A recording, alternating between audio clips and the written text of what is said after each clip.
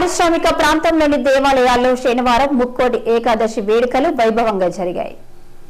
ముక్కోటి ఏకాదశి పర్వదినాన్ని పురస్కరించుకుని గోదావరి కనిలోని శ్రీ కోదండ రామాలయం బస్టాండ్ కాలనీ శ్రీ కళ్యాణ వెంకటేశ్వర ఆలయంలో సర్వాంగ సుందరంగా పూలతో అలంకరించారు. ఉదయం 3 గంటల నుండి స్వామివారికి అభిషేకం అర్చనలు చేసి ఉత్తర ద్వారం గుండా స్వామివారి దర్శనం కల్పించారు.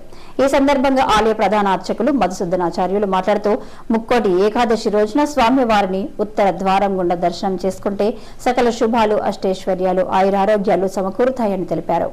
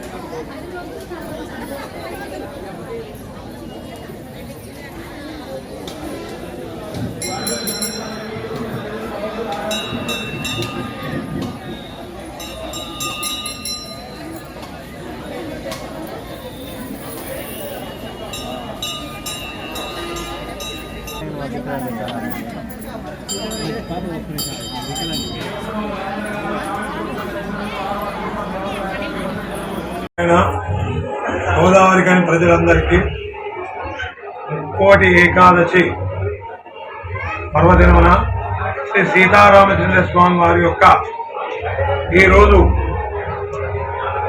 మనకు ఏకాదశులలో ముక్కోటి ఏకాదశి చాలా ఉత్కృష్టమైనది. అంటే దేవతలందరూ కూడా ఈ రోజున ఉత్తరముఖంగా దేవుడు ఏం చేసి ఉన్న విష్ణుమూర్తిని వేణుగోపాలుడు అనుకోండి, రామచంద్రుడు అనుకోండి, ఎవరే కానివ్వండి, వారిని దర్శనం చేసుకుని వారి ఆశీస్సుల చేత ఉత్తమోత్తమ పదవులు, ఉత్తమోత్తమ సంతానము, ఉత్తమోత్తమ ఆయుర్దాయం కలిగి ఆయురారోగ్య ఐశ్వర్యాలు పొందుతారు. కాబట్టి ప్రజలందరూ కూడా ఈ రోజున శ్రీ సీతారామచంద్ర స్వామి వారిని దర్శించుకొని మీరందరూ ఆ సీతారామచంద్ర స్వామి దేవాలన ఆయురారోగ్య ఐశ్వర్యాలు కలగాలని కోరుతూ జై శ్రీమన్నారాయణ. ఈ కార్యక్రమంలో మధుసూదనాచార్యులతో పాటు శశిధరాచార్యులు, గిరిజాచార్యులు అధిక సంఖ్యలో భక్తులు పాల్గొన్నారు.